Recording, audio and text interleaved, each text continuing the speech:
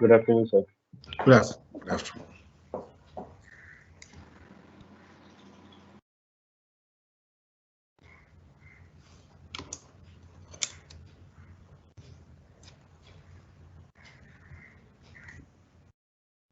Can we begin now, Ruchika?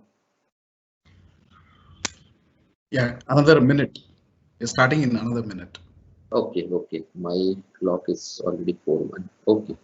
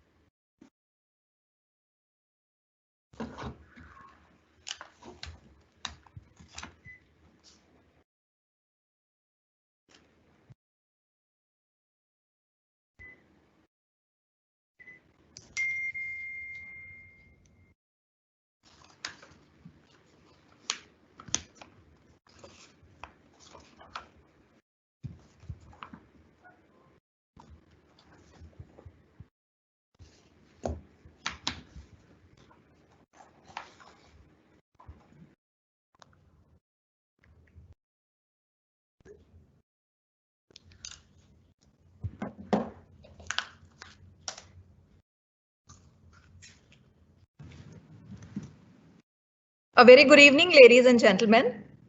AtmaNirbhar Bharat Abhiyan, or the Self-Reliant India Mission, is the vision of New India as envisaged by the Honorable Prime Minister Shri Narendra Modi. The mission aims to make India independent, self-sufficient, and bridge the gap between demand and supply of essential goods and services. The Indian insurance industry has a crucial role to play in accomplishing this mission. Guided by this campaign and in pursuit of making the Indian insurance industry larger and more important part of the economy, the National Insurance Academy alumni have endeavored in organizing this webinar on the theme Insurance for Atmanirbhar India. The first such webinar will focus on the innovations in the insurance product offerings and will explore the road ahead for developing the market in order to better respond to the changing risk landscape in the backdrop of Atmanirbhar India mission. On this occasion, I, Ruchika Yadav, Research Associate at National Insurance Academy, extend a very warm welcome to the learned speakers, alumni of National Insurance Academy, officials from the industry, my colleagues and dear students of NIA's Postgraduate Management Program. As we begin the event, and before I request Mr. G. Srinivasan, Director, National Insurance Academy, to present the welcome address, let me give a quick introduction. Mr. Srinivasan has an illustrious career of about 4 decades in the general insurance industry. One of the most renowned personality in the industry, he has been the longest serving CMD amongst all the public sector insurance organizations.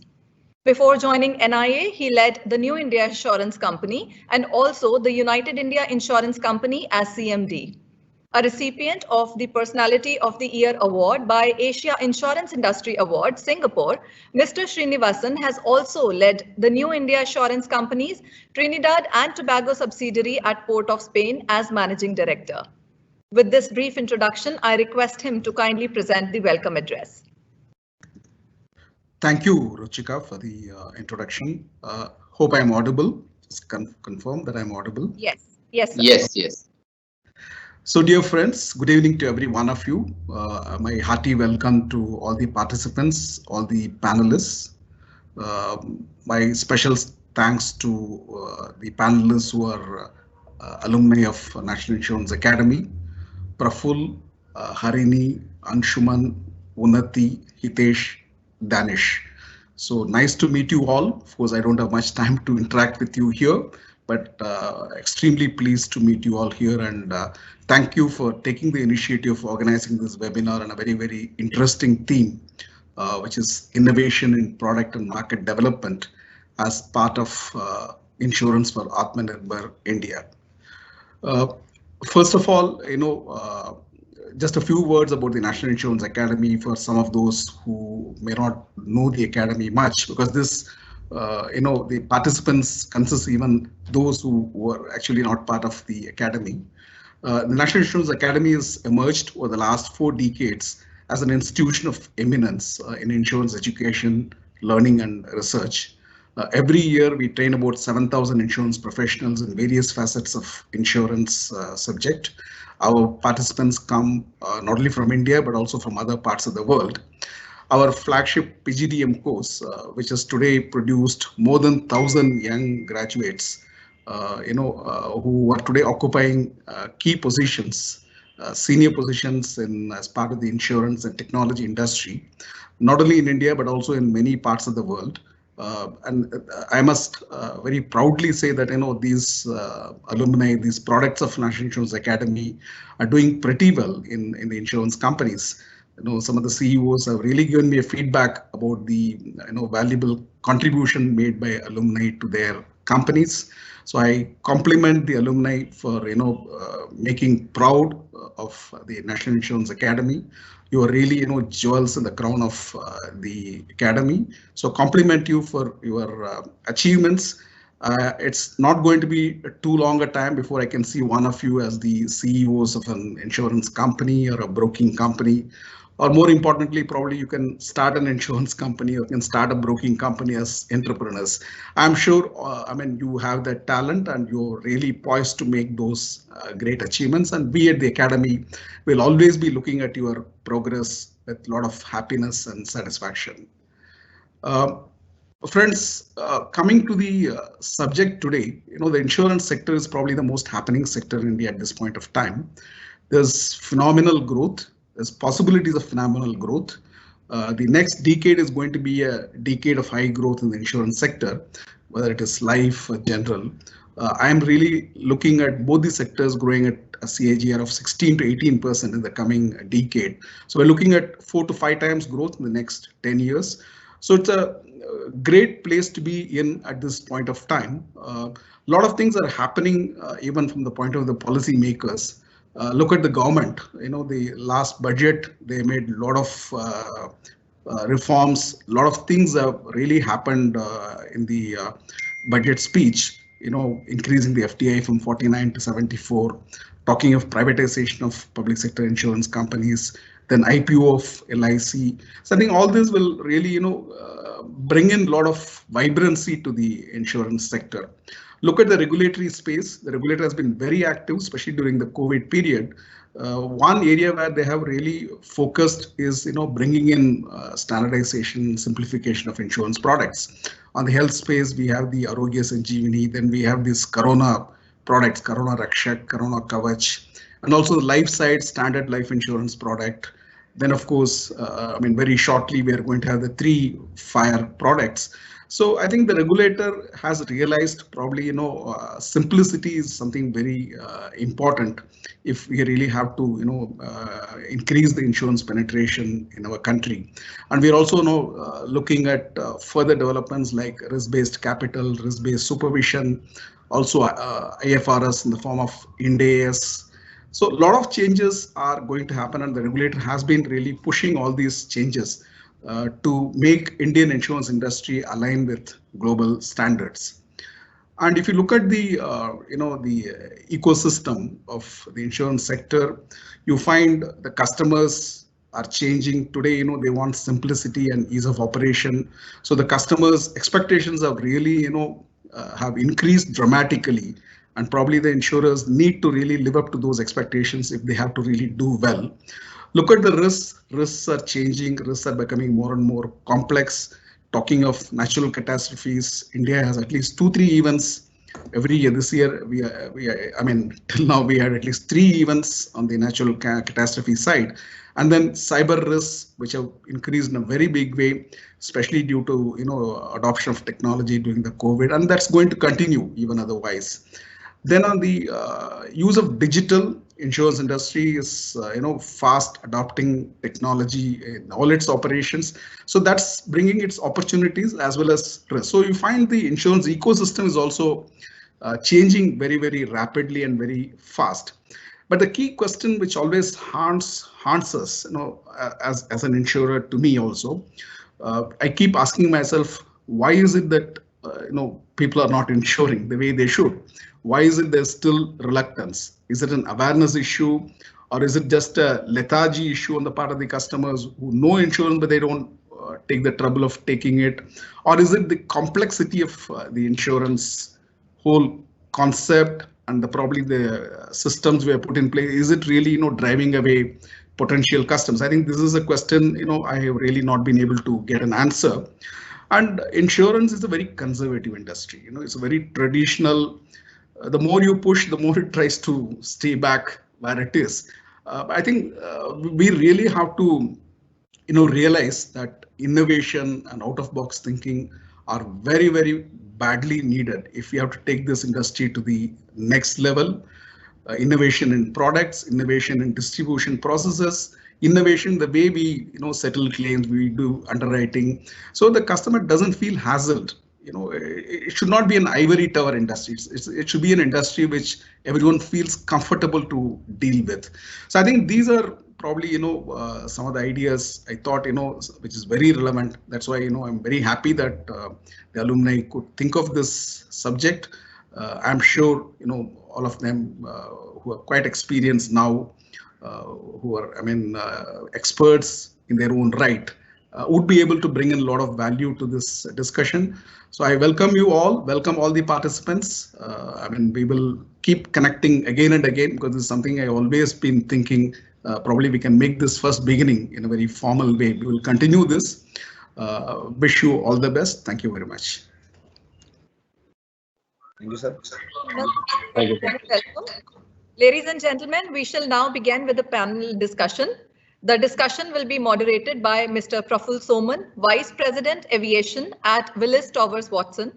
Experts in the panel are Mr. Anshuman Kumar Panda, Senior Vice President, Reinsurance and Crisis Management at Anviti Insurance Brokers, Ms. Harini Kannan, Director P&C Client Markets at Swiss Re, Mr. Hitesh Chandrakar, Deputy Manager at the New India Assurance Company, Mohammad Danish Iqbal, AVP Analytics and Business Excellence at Tata AIA Life Insurance, and Ms. Unnati Bajpai, Senior Underwriter, Financial Lines, Allianz Global Corporate and Specialty SE India Branch.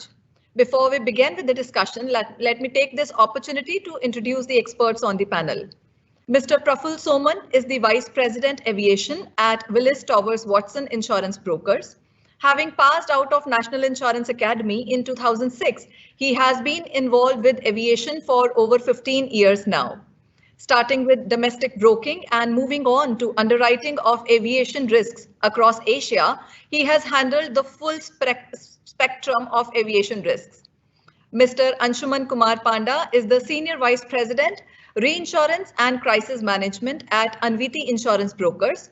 With close to 15 years of experience for placement of large complex property, power, including hydro, energy, engineering, and political violence with war risks in reinsurance markets, he has previously worked with Aon Global Insurance Brokers, Aditya Birla Insurance Brokers, and also Reliance General Insurance. Ms. Harini Kannan is the Director, Property and Casualty, Client Markets in Swiss Re India Branch, and oversees all lines of business, including strategy and business development. Prior to this, she was the head of agriculture reinsurance portfolio for Asia Pacific at Swiss Re Singapore. Having joined Swiss Re in 2006, after her post-graduation from National Insurance Academy, Harini specializes in parametric index insurance solutions and is responsible for identifying strategic business opportunities to expand reinsurance opportunities in India. Mr. Hitesh Chandrakar is handling the health product development and regulatory compliance as Deputy Manager with the New India Assurance Company. An alumni of National Insurance Academy of 2010-12 batch, he has also worked with IFCO Tokyo General Insurance before joining the New India in December 2012.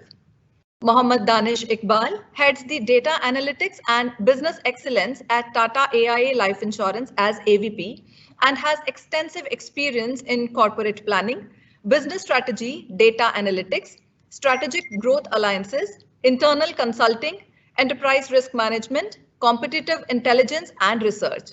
He is a chartered management accountant from CIMA, PMI certified project management professional, fellow in life insurance from LOMA, fellow in general insurance from III, certified Tata Business Excellence Assessor, and an MBA Gold Medalist from NIA.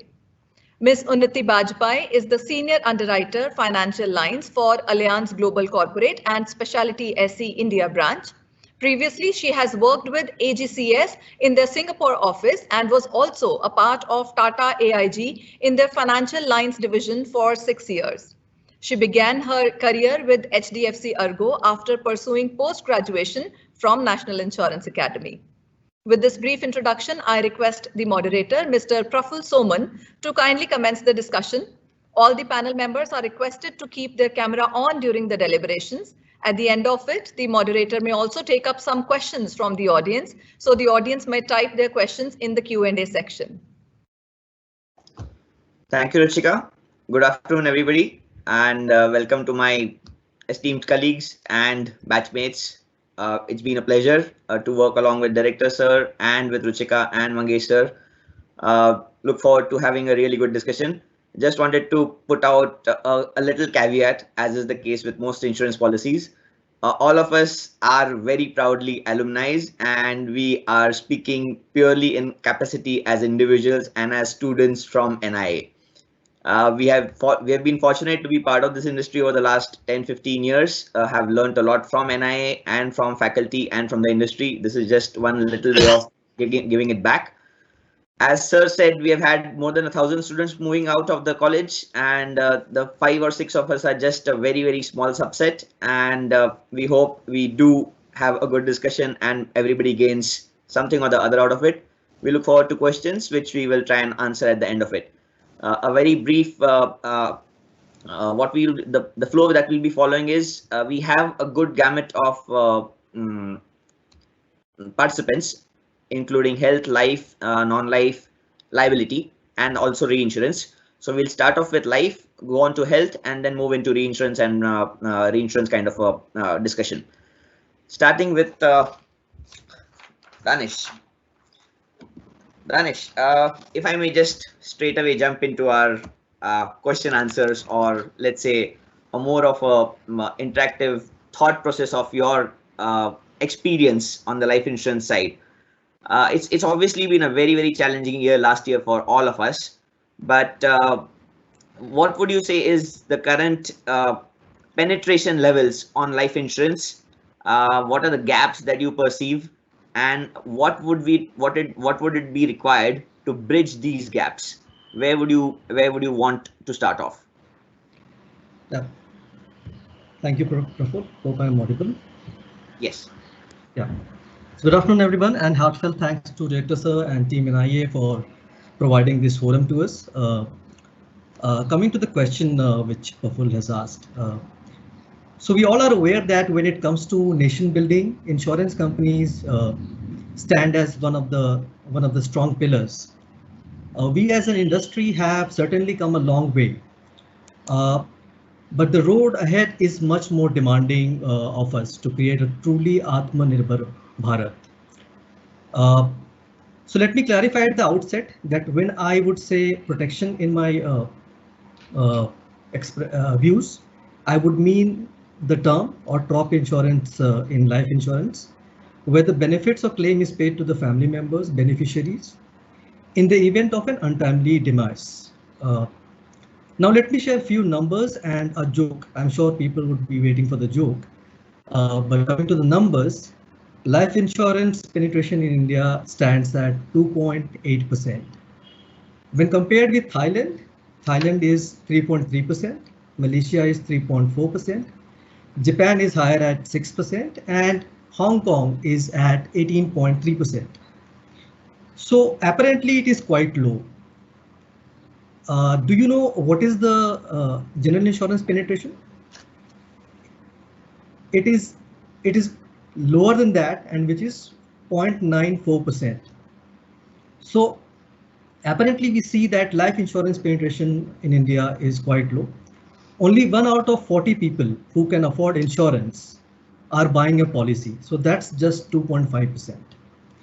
As per our Swiss Re study, protection mortality gap in India is the highest in the region at 83%, which amounts to an astronomical figure of $83 16.5 trillion.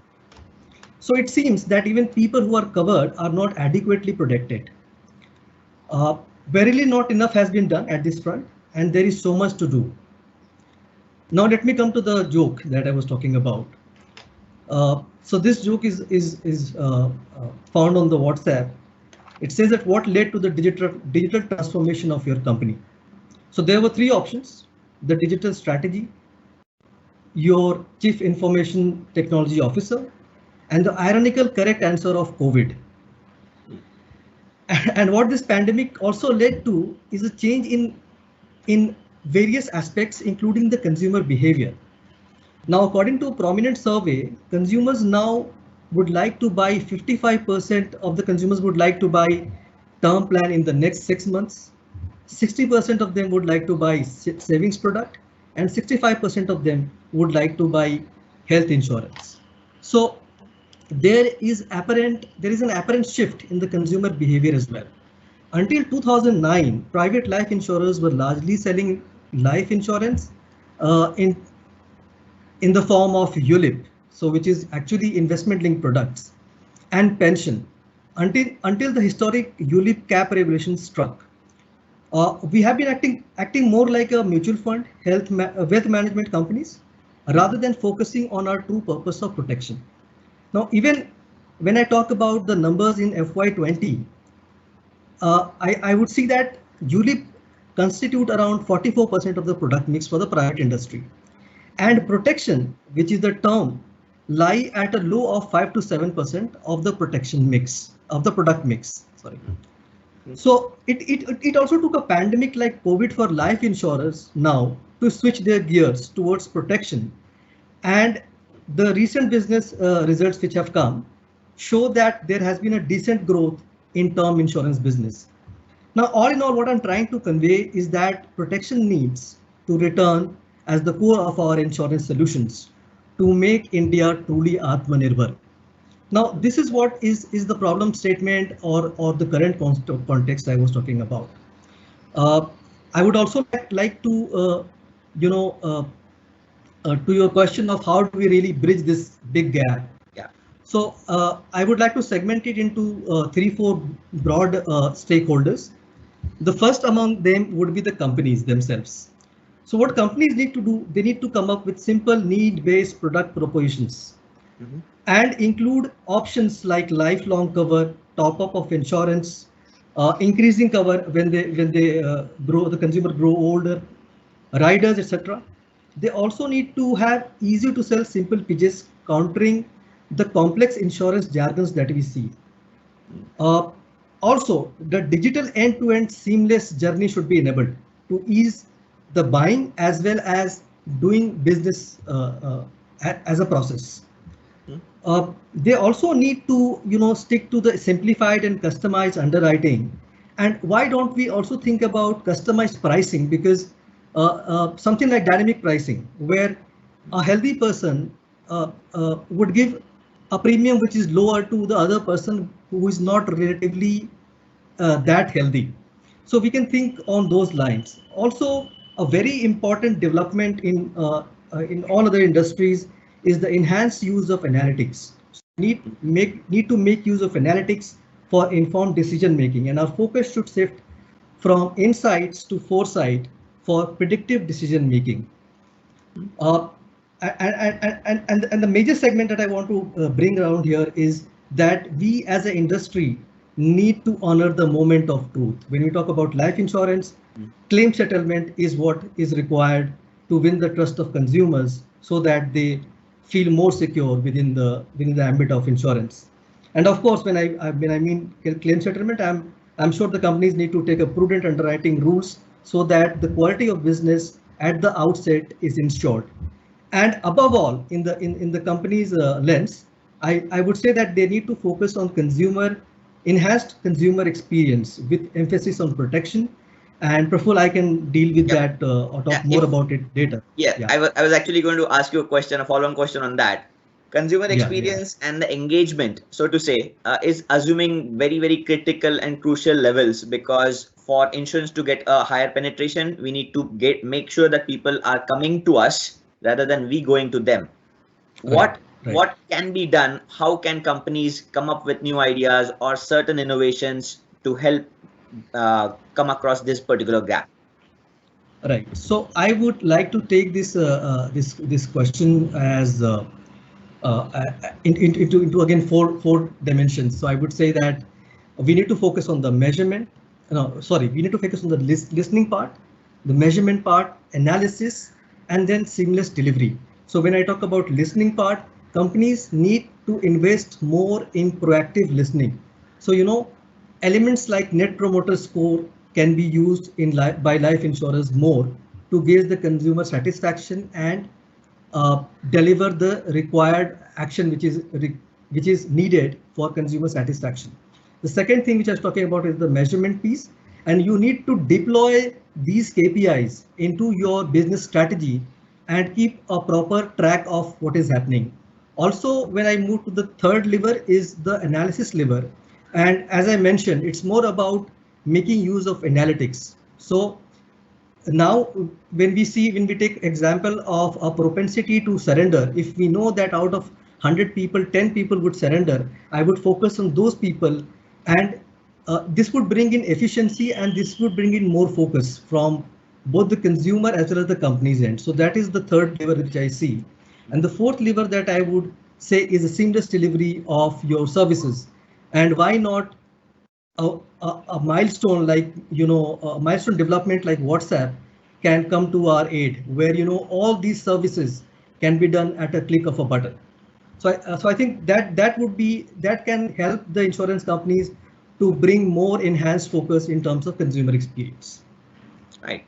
Thanks, Danish. I think this is a good place where we can actually bring in Hitesh. Some of the levers that you mentioned also gel quite well with what Hitesh is doing. Hitesh has been involved with the health insurance sector, obviously, in New India. Hitesh, if you can very briefly touch upon what kind of challenges the insurance industry has faced in the last 1 year on health due to COVID, people working from home, different cases coming up, and how the health insurance industry has utilized this challenge, this adversity, to actually come up with some innovation on product development as also delivery. If you can briefly touch upon that. Yeah, actually, thank you for the opportunity. I would like to thank NIA also for this opportunity to give in, bring in everyone and discuss on the challenges which we have faced during pandemic. So our biggest challenge in the health industry means, as in my experience from the company, is digitization. So most of our customers were still dealing directly with the offices or intermediaries, and because of the sudden lockdown, they were facing challenges like renewing their policies, claim administration, and all other things. So our tech support team came forward and helped them in renewing their policy. They have added most of the agents and other intermediaries and our digital platform. They have trained them. So all these things, whatever we were going towards the digitization at our own pace earlier. This pandemic has actually increased our pace towards digitization. So it has actually helped us moving towards from the traditional way of working to the digitized way of working. The next challenge was in the claim management. What we were actually doing is our traditional method was we were more or less dependent on the physical documents. So because of the lockdown, the clients or the insureds were not able to send us those documents, so we were not able to process the claims in the initial few days. But we made it into the opportunity and turned it into a digital claim process module. So the clients will be uploading their claims in the digital module. We will be processing them without having the physical documents. And actually, that has helped us reducing our TAT of claim handling. So, this absence of remote working was also very challenging in the initial few days because we have never worked from home. Actually, we have always worked from the office setup. So, we did not have any infrastructure back at home. So we have, if for first few days we had some challenges that we have worked around with our infrastructure team, and all the actually all the stakeholders joined together worked on this to means conquer this challenge. Mhm. So now, in all these months, we have come a long way, and all the challenges have actually turned into opportunities. Great.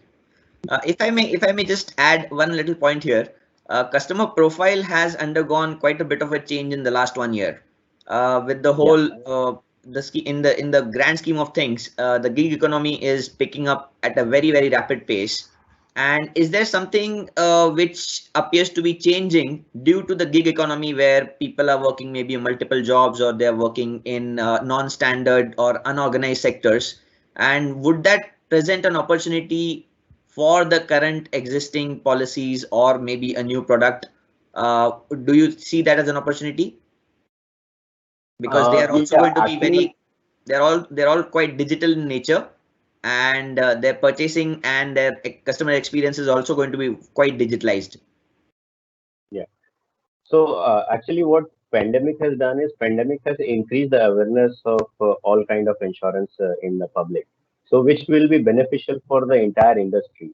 Actually, we have also seen a sudden surge in the subscription of health products recently. But the irony of the market is that the lower income group is covered by the government by the policies like Ayushman Bharat, and the working sector or the higher income group are either covered by their employers or they are covered themselves. But there is a large population in between, which is still uninsured, which is the missing middle.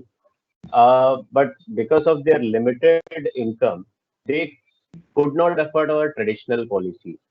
And right now, the construct of our traditional policy is such that there will be a sum insured which will for all kind of hospitalization that will be utilized. So a person, if he goes for a medical management or a general hospitalization as such, so he will not require that much of cost, but the cost will increase if he is going for a surgery. And if he is suffering from a critical illness, the cost will further increase. But our traditional product will give all for all kind of these cases, there will be a single sum insured, and there is no kind of a different approach to it. So Right. going forward, I think we'll have to think of some kind of modular approach where insured will be able to pick and choose for the different type of hospitalization. He may be able to choose different type of sum insured, which will Right. actually increase his capacity of on in case of a hospitalization, Mhm. but still on the same time it will be affordable to him also. And based on his spending capacity, he may pick and choose what kind of sum insured he is looking for medical management or surgery or critical illnesses, because we already know that critical illness is a long tail thing, and it will Right. require a much more sum insured than any other general hospitalization. Mhm. But the intensity means severity is high, but uh, uh, their means uh, the time the numbers are very less. So Right. out of say 1,000 people, only one or two are getting going to need a critical hospitalization. But out of them, maybe 100 will require or 80 will require normal general hospitalization. So obviously, the cost of critical illness cover will be very less than the general hospitalization. So we'll have to think of some kind of a modular approach. Yep. The next So. thing which Danish also pointed out, that Mhm. need-based policies, or we can say sachet policies. Like this pandemic has given us very good opportunity to test Corona Kavach and Corona Raksha, which are the need-based policies, and it has actually performed really well. And going forward, we'll have to think of some sachet products Mhm. with low cost for specific treatments or specific period, and which will be because we'll have to keep the cost low, so more number of people will adopt to it. And if there is a large number, it will be self-sufficient, and we can means it will not require any other support from the insurance company. That product will sustain itself. And Right. in for to increase penetration, I think we'll have to think of some very simple low cost product also, which can be sold over our POS channels. So Mhm. that will have to specifically be made for, I think, rural population or semi-urban population, because Correct. right now whatever products we have it for pan India, but we are not looking at the those grassroots level people. It is, we'll have to think of something that those products which will cater to their specific needs. They don't Correct. require hospitalization in a very big setup, or they don't require a very large sum insured. They Mhm. require a very basic treatment needs. They have very basic treatment needs, but Right. they will those products has to be cost effective also, because their spending capacity will not be that much. So we'll Right. have to think on those lines also for this going forward.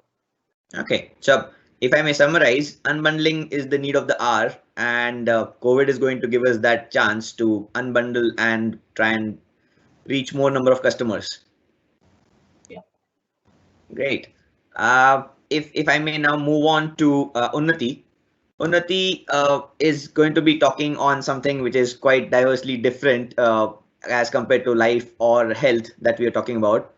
Coming from a liability point of a liability background, her discussions are going to be more of DNO, ENO, CGL, and the buzzword for the last 2 3 years, the whole cyber, the monster called cyber. Yeah, yeah. So, Unnati, if I may ask, with respect to becoming more and more Atmanirbhar Mhm. and the product innovation on the liability space in India, how do you see things having developed, and where do you see this going, let's say, in the next 5 years? Because obviously, this particular category was imported all over the world, but we need to be adapting it and making it our own for cross-class deployment. Your thoughts, please. Thanks, Praful. And let me just begin with saying a big thank you to the management and the organizing committee for this wonderful event. And I think just talking from an alumni point of view just makes it extra special. So this is a great use of a Saturday evening for all of us, I guess. And you're right, it's diversely opposite from what Danish and Hitesh were talking about. I wish I had those kind of statistics to talk about my little liability line. And that's one of my growls that we have for India. There is such a lack of data management for our line of business. We're still clubbed as miscellaneous lines, even in the regulatory reporting. We don't even have a standing of our own. But I have hope, and I know that things will change. I think where we see ourselves for the next 5 years, that's a really bold answer, because if someone had asked us in 2015, what do you see yourselves 5 years later, 2020, we wouldn't be closeted at home. So I'm not going to take that punt. But just to give you a sense of how liability has evolved, you're right, it's been primarily imported from foreign insurers and reinsurers into India. Mostly thanks to the fact that we've had great JV partners and treaty underwriters. We've extensively used their wordings, and there has been a lack of indigenous local wordings being developed here to suit the needs of Indian corporate houses and other clients. But having said that, every innovation has two sides. You have disruptive innovation, where you take something and it's something new, it's something bold, and you completely disrupt the market. And then there is adjacent product innovation, where you take something from the outside, you push it into new channels and new avenues. And I think India has truly done that in the liability space. We've used their wording, we've used their products, but we have truly adapted it into a local product offering, and it's been quite successful. We're a great market globally. We're seen as a very fast-moving market in this space. Also, thanks to the fact that we've got a lot of litigations now happening. I mean, you just need to see Bad Boy Billionaire on Netflix to know what sort of legal liability claims Right. are happening in our sector. Right.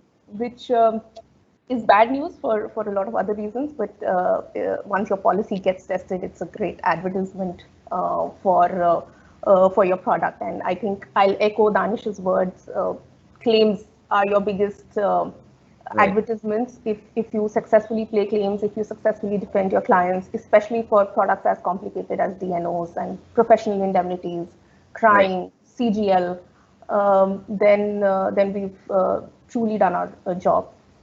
And if I may add a little point here, conceptually, most of the products that you just mentioned are very corporate-y in nature. Yeah. Yeah. And some of them do need to come out to the larger public, maybe on an individual retail level also, depending on people's requirements. So is there a need for maybe a unbundling or a modular approach to some of these product offerings within the liability space? And how would you ideally want to go about that? So you're right. This is very corporate sector focused. This is very big corporate houses focused, and that's also, I think, one of the misconceptions that's there. It's only the bigger, the listed companies or the US exposed industries that need to buy this kind of product. That's not true. Look at cyber. That's doing very well in the retail space. There is the need of now identity theft. Your social media accounts, your online personality can be very easily hacked and replicated or duplicated and used for malicious purposes. And we have a lot of, again, that's one thing that I'm very proud of. We have a lot of Indian insurance companies. It's not something which is very popular outside of India. It's very popular now here in India. A lot of people are buying individual personal cyber policies to protect their identities, to protect their bank accounts, to protect yourself from any kind of cyber criminal activity. And also on the professional indemnity side, you have doctors, medical malpractice, you have architects policies, you have single lawyer PI policies. And well, nothing is safe these days. So again, we are seeing a very big uptick on these policies as well. Fairly profitable. So I know for the fact that insurers don't have a problem offering it. But I do feel there is a need to simplify the product buying process. And for that, I'm hoping that the new insurtechs that are coming into this space will take that up, because they're already offering great many exciting things. You've got marathon insurance, and I'm hearing about spectacle insurance and things like that. So I'm very sure that this is the direction in which they are headed. All right. Interesting. InsurTech is something that we were going to be coming up a little later. Allow me to now move over to the, so to say, the non-life side, along with Anshuman and Harini. Anshuman obviously is working with an Anviti and has been a broker for quite some time. Harini comes from the underwriting side, and between the two of them, they have seen a substantial number of products and country profiles, so to say, when it comes to clients or when it comes to sales, point of sales and products. So I'm just going to throw around something, and maybe if ladies can go first, or if Anshuman wants to go first. When it comes to products on the general insurance side, and more so with respect to a large reinsurance or a corporate sector, product flexibility. What is your point of view, Anshuman, right now on product flexibility, and how much of a flexibility does a client have in deciding what he's purchasing? Thanks, Praful. Thank you, Anaya. From the reinsurance perspective, I'll just take it a little back and I'll discuss, and then because Harini on the whole stakeholder point of view, Harini on the apex, because he's a reinsurer and she can put her view on this. Because I'm from the broking and being underwriter, I'll tell from general side more on the market and all.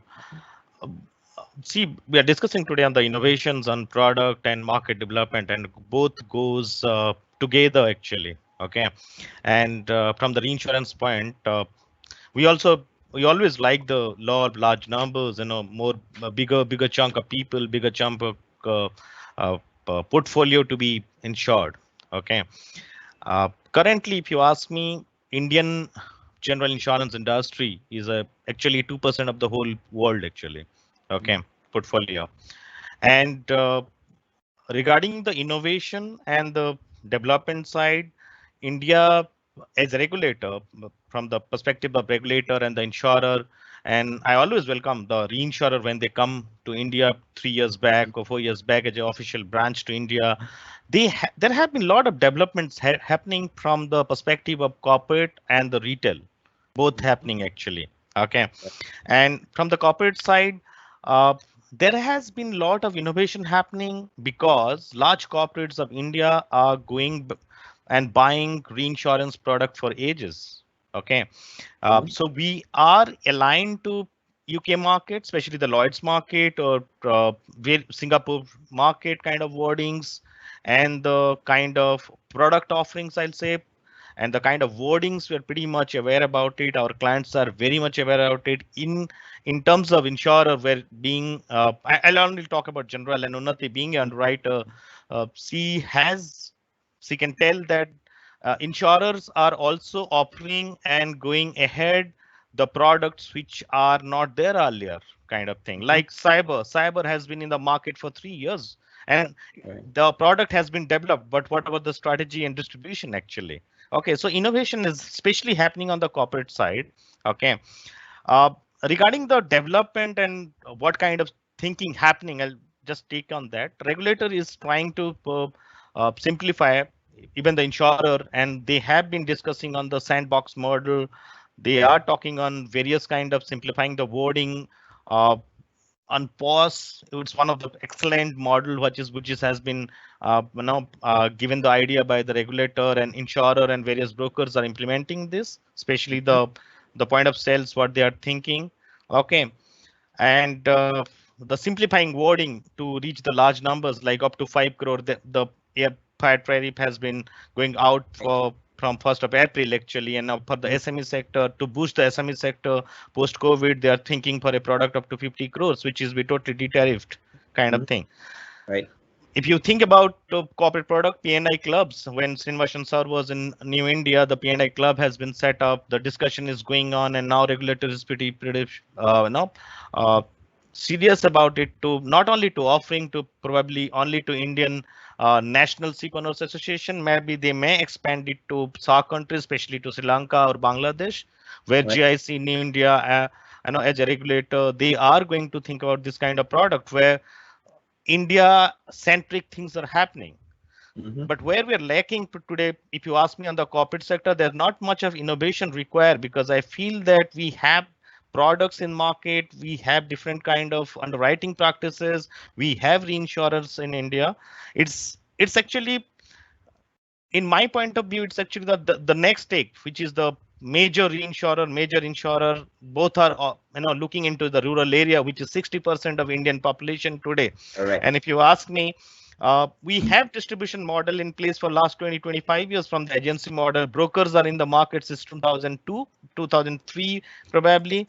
Okay, but still the kind of penetration what has to happen is not happening in that case. Okay, so I feel that the product mix has to change. Maybe the pricing modeling, the promotion modeling, the underwriting modeling, and summarize all of them. Actually, the buying experience has to change, where the reinsurer will fill the gap by filling the capacity to whole Indian market through their insurance company. Okay, and developing new distribution model. Okay, then only the innovation is going to happen. The distribution model, probably you see today, Harini can give throw more light on this. We have agriculture product for last 5 years and it's running smoothly. We have the database, and it's a crazy database if you ask me. And we have the bank account details. We have claims are being paid. People are buying products. A lot of farmers are into it. But what's next actually?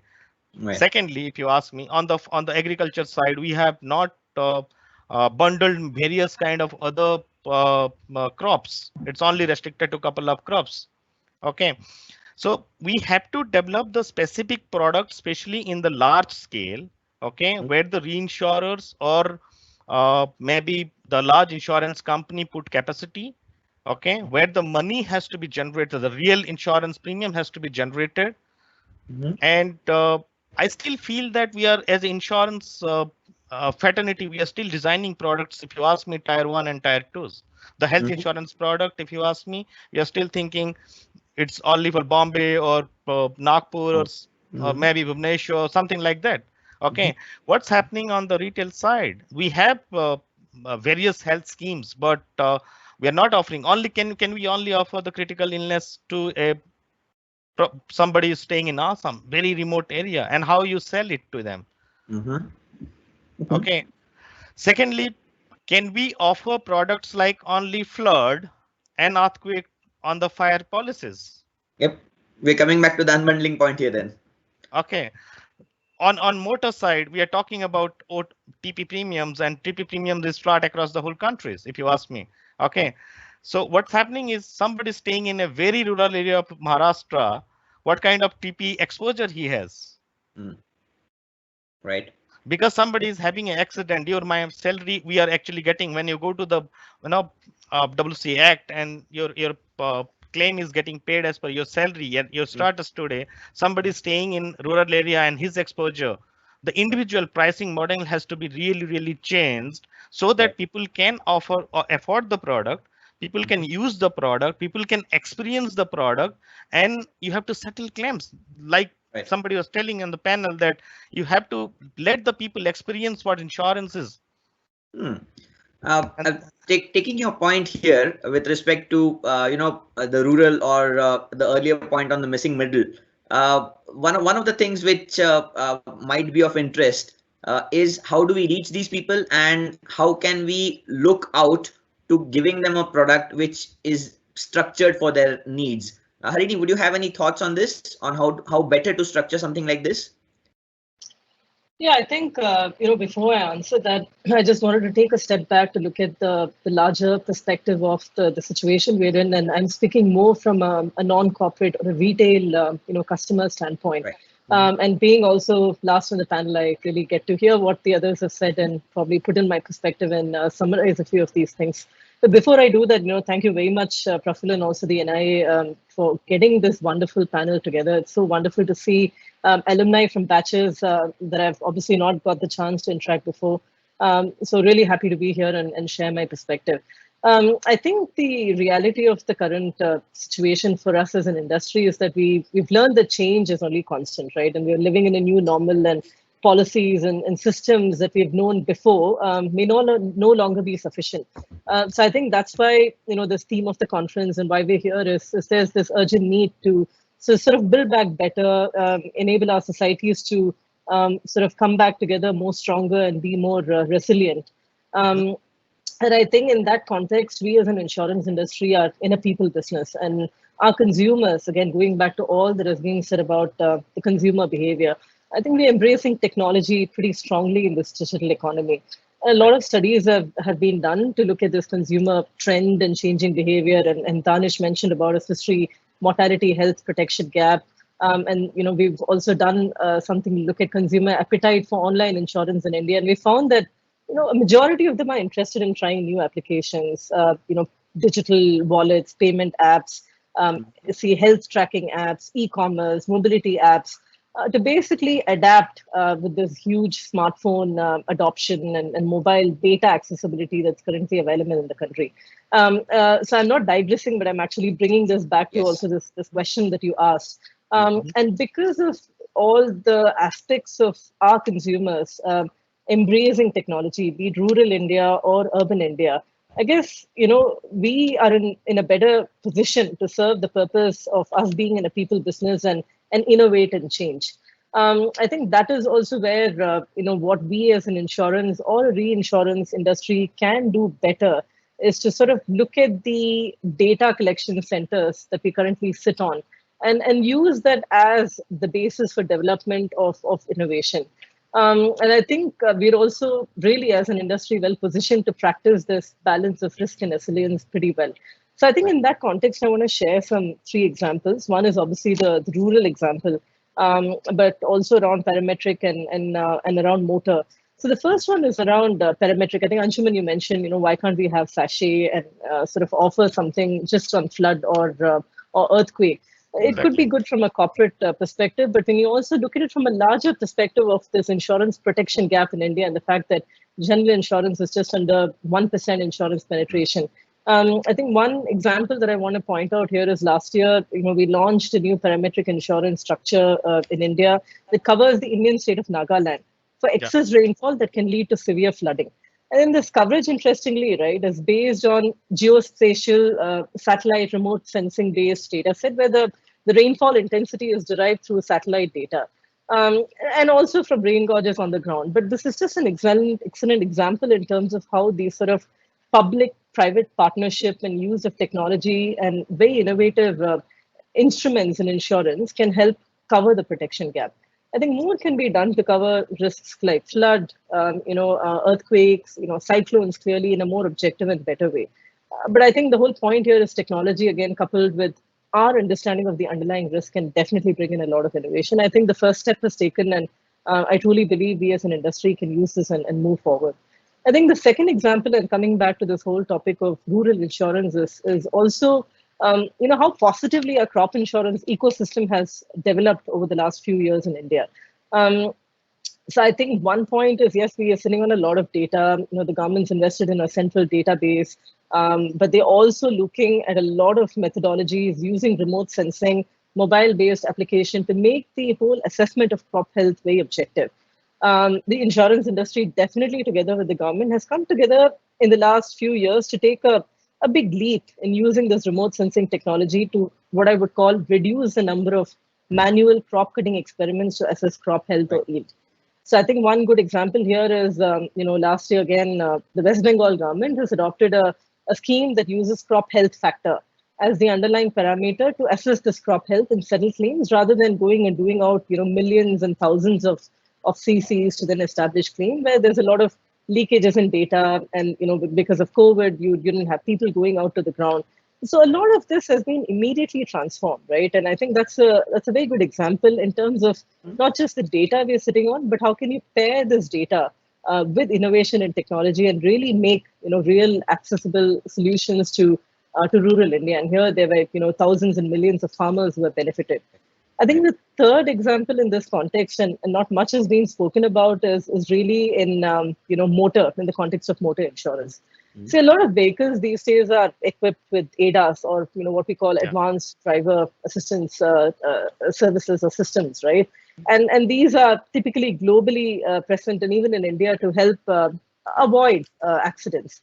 I think this should, in a way, lead to more accurate insurance premiums for car owners. And I'm not even talking about only private car owners. It could be for commercial fleet, like the Olas and the Ubers, but also the large trucks, the large commercial, interstate trucks, which drive, a significant amount of these road accidents. Right. So until recently, obviously, insurers never had a way of knowing which vehicles were equipped with what sort of safety measures, right? But I think Swiss Re, but also a lot of other global players, including in India, have been using the IRDA's regulatory sandbox a lot more efficiently. And I would say a lot more work needs to be done in ensuring that we use telematics, connected cars, ADAS as methods to also ensure that we are basically in the path of ensuring that road accidents in India is reduced. And why I believe in this very strongly is because a lot of these road accidents are fully preventable, right? And we as an industry have a big stake in ensuring roads are safer. Motor insurance is the largest, contributor to the general insurance industry premium. So I believe this is again another area where a lot more innovation can be done, and the industry is taking the right steps. But a lot more, using data, telematics, and innovation to ensure that we can do a lot more on safety, but also provide mass personalization of insurance products. Right. I think that would sort of put the context of innovation, technology, and how we see it from a consumer standpoint. To take Harini's point, I'll just tell one thing, that's the same thing. You have the data, and especially on the motor side, when you're issuing the policy, you can understand that two-wheelers, around 60 to 70% two-wheelers don't get renewed, if you ask me today. Only at the time of buying, when you're buying the policy at the time of service delivery for the first time, and most of the two-wheelers are not getting renewed. So the data has to play a really, really big way, especially on the motor. Secondly, definitely on the health side.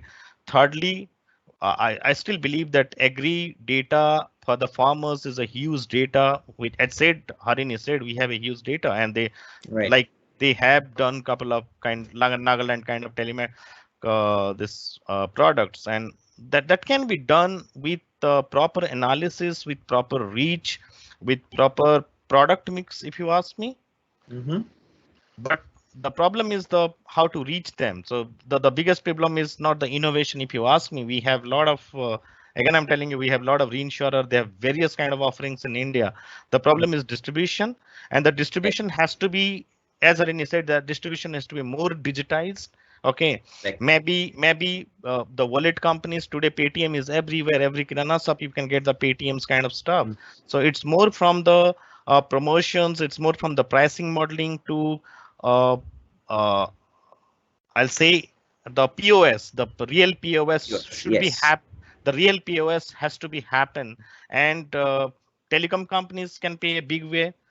Yep. I can tell you that electronic, the one of the insurers was thinking recently, somebody was telling me that the electric company, the distribution company is one of the right model to sell insurance, because they are supplying each and every house, and they are Absolutely. sending the each and every bills actually every month, be it Right. rural and be it you can say in tier 2 cities, tier 3 cities, or tier 1 cities. So these are, everybody is thinking on the various model. It's how you play with the data, how you analyze the data, and how you try to reach to the end up selling point kind of thing. Yeah. An interesting commonality which is coming out of all the six of you, and if I may call it a commonality and a summary, in the last couple of years or last 3 years, let's say, there has been a huge spurt in the opening up and development of insurtech firms in India. At last count, there are more than 100 odd companies which are involved on insurance technology platforms in some or the other way. They might be life, non-life, health, parametric, agri, whichever sector it might be. But if we can all have a quick one line or a quick closing comment kind of a thing with respect to insurtech and what it can be, what it can mean to your particular line of business. That I would be more than glad to have your thoughts on insurtech as the need of the hour, and to take it further ahead. It is already happening. I mean, whether it is ICICI and Plum, or whether it is Digit, or whether it is somebody like a Lemonade in the European nation areas, it is catching up. And if I can have a quick thought from each of you on how insurtech would help your line of business take us to the next step. Danish, would you like to start that? Yeah, Praful. So as Harini mentioned that the imperative and the environment of really encouraging innovation has been set in. And last year we had sandbox regulations coming from IRDAI, and up till that time, any innovation was really looked upon in a different way. So I think, yes, there is a need for increased scope and a conducive ecosystem for innovations in product pricing as well as propositions. So on the life insurance perspective, I would say that we say that zindagi ke saath bhi, zindagi ke baad bhi. So when you pitch a life insurance product to a consumer, he says that, okay, so if it is a term product, so it's what's in it for me, and it's only when I'm not here that it will be made use of.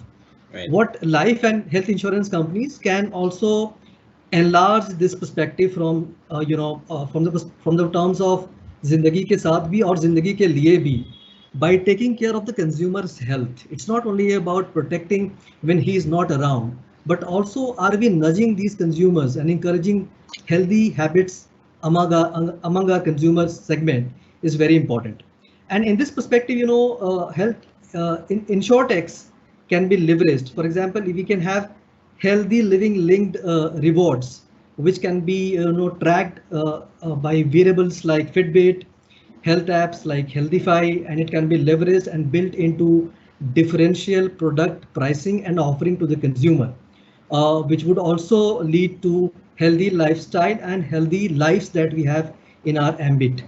We can also leverage insurtechs for the big data that in today's time, the biggest, resource that one can have is data. And I think insurance companies are the richest in that terms. So it's time now that we leverage these big data for our customized offerings and servicing. Also, we need to make the servicing really seamless so as to speed. And it should be in a matter of few clicks that the entire digital, onboarding can be done. So something like, Zomato tracking your food delivery, you might think of, tracking your policy in a matter of a click. So I think insurtechs would play a prominent role going forward, and especially with the advent of web aggregators like Policy Bazaar, which are gaining more prominence in the sector. Hitesh, your comments? So adding to Danish's point, so actually in health, what we are currently looking at is cure. So when the person is hospitalized, we pay for the hospitalization. But we'll actually have the biggest, like they say, prevention is better than cure. We'll have to look at the wellness side of it. One good example we can see in the pandemic situation, we have seen that everybody is concentrating on that washing hands and taking good hygiene. And because of that, we have actually seen that the rate of infection has came down, like diseases like food poisonings and other means which because of the hygiene reasons, whatever diseases were used to happen earlier, that has actually come down. So that insurance tech in implementing a small behavioral changes in the person's day-to-day activity can go a long way, and actually it can be used to reduce the claims. And if we are able to implement this wellness concept in all our insured, it will actually help us make them healthier, and they will tend to have a lesser claim. Great. So more of a mitigation point of view, which definitely helps the customer as well as the companies both. Yeah. Unnati, if I may ask your comments on this, I know it's not the simplest of things to unbundle or simplify liability policies or wordings, but would be glad to have your views too. Nothing is simple in our space, and I guess we love to complicate things, and that's how we make ourselves relevant. But with the and I did touch upon InsurTech earlier as well. Yes. I think that's going to be it is a good development for not just easing the process of buying the policy, but also uncomplicating the products as well. And I do believe that things like cyber, which I said for individuals, and what I'm hoping from InsurTech is they'll bring time-based events, event-based needs, and just a need-based coverage for each individual. So, like I said earlier, I have seen marathon insurance or just a cycle insurance where organizations like Toffee are offering. I'm also hoping the same thing gets replicated in the liability space, where if it's just one director sitting on multiple organizations, he can avail one policy to cover him for separate organizations instead of depending on your company to buy the policy for you. Similarly, for a workman compensation, you can have one person buying the policy or one worker, one labor. If I've got an electrician coming to my house, I can take that kind of a coverage to prevent any wrongdoing. Again, it's going to take some time. I think probably the development will more happen in the motor space or the health space and perhaps rural. But yeah, that's the thought for our line as well. All right, Anshuman, would you want to say something on this, or would you want to talk on something a little more wider with respect to how companies would want to take this forward from an InsurTech as well as AtmaNirbhar or capability building within India? So definitely InsurTech, or be it InsurTech, you say, I feel that InsurTech more will be on the retail and mass side kind of thing. Okay, corporate side, definitely you need that kind of personal touch, that kind of interactions, and that kind of consulting will continue. the risk consulting, what we call in insurance, where the individual, it will be driven by definitely by the agencies or broking or large consulting companies. Okay, but especially on the large scale modeling, the insure tech will bridge the gap, what I believe in the inherent service design problems there in the insurance offering today. First, okay, it may expand the service offering, probably like cycle insurance or any kind of this kind of small things, or maybe Fitbits and that kind of health apps. People will sell that kind of product and more accurate data come. Data modeling can happen. Data modeling can be analyzed by the insurtech company, but still, what kind of? I still believe in the distribution model, and distribution model has to be more strong. I still believe in that, and to reach the people, insurtechs can come, insurtech can invest, but the kind of reach it has to be done. It need that kind of digital platform. It can save costs, as Harini already mentioned, that kind of crop cutting modeling, that kind of happening, and the data analysis, what they're doing through various sources, it it will be definitely efficient, accurate. This kind of thing will happen. Okay, but still coming to corporate, as you said earlier also, I still feel that corporates will be more inclined to have that individual basis risk consulting advisory. Okay, they will continue to do that for next couple of years. Okay. Harini, any closing comments on this big data theme? Yeah, I think my point here is we as an insurance or reinsurance industry, we do not operate in isolation. So digital platforms are reaching across industry now, be it automobile, rural, everything and anything, right? From the context of insurtechs or even fintechs. That's including insurance, obviously, but also, it's our responsibility to ensure that we are forging the right sort of partnerships to create these broad-based ecosystems. So I think in the context of risk partnership, automation, data analytics, so how you use this data to derive better risk insights, being able to smartly position ourselves into these partnerships is probably what is needed at this point of time.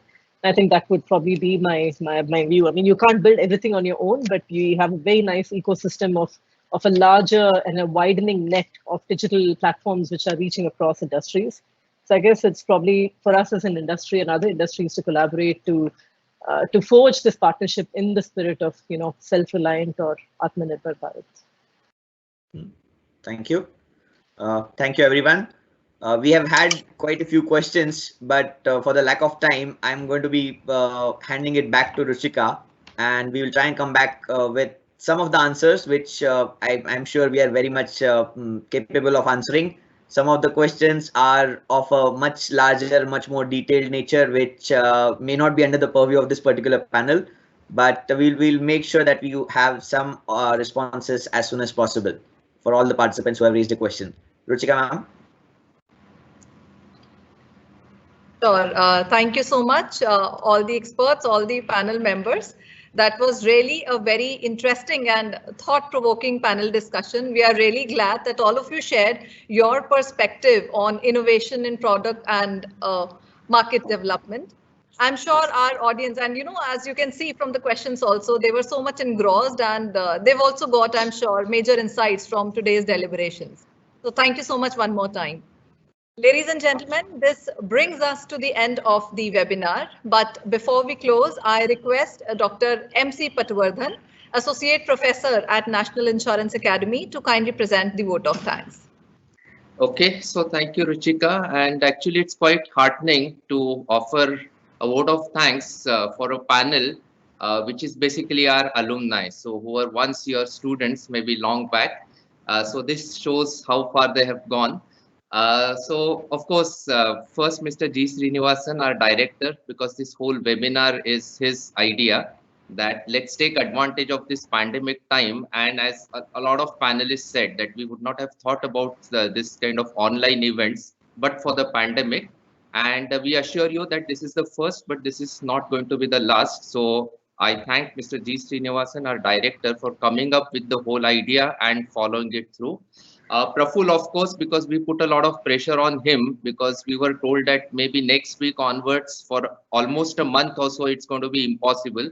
People will be terribly busy. But then he worked very hard, put together a panel. In fact, he was the one who also suggested this topic, AtmaNirbhar India.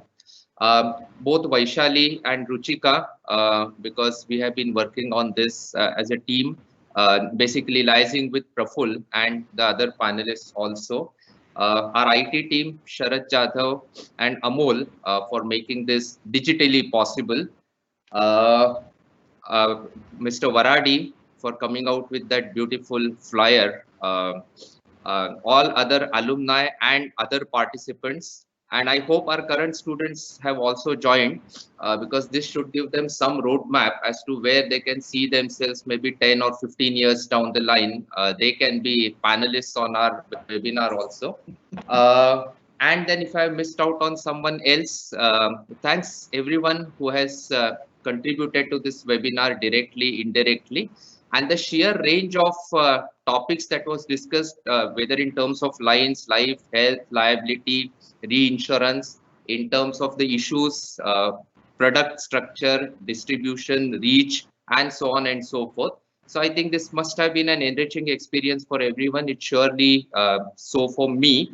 So I again thank each one of you who have contributed to this this webinar. And as I said, that maybe Praful and others can tell us that when will you be a bit more free, so we can come back for maybe another round of webinar on another topic, maybe sometime in May or June probably. That If I may interrupt you here, sir, I would like to hark back to all the other 1,000 students that have passed out of NIA, and I will refer to a single line, which was a tagline which we developed in the first batch. We had decided that we want to underwrite the future, and we hope we continue to do that with your guidance and with Srinivasan sir, obviously. So as of now, we move ahead with this concept. We will make sure that we have a bigger and a more diverse panel coming up in the next sessions. Yes. So thanks everyone, and we'll come back very, very soon. So Ruchika, you would like to close this formally? Yes. Thank you so much, everyone. Have a great evening ahead. Thank you. Thank you. Thank you, everyone. Thank you. Thank you. Bye. Bye-bye. Thanks.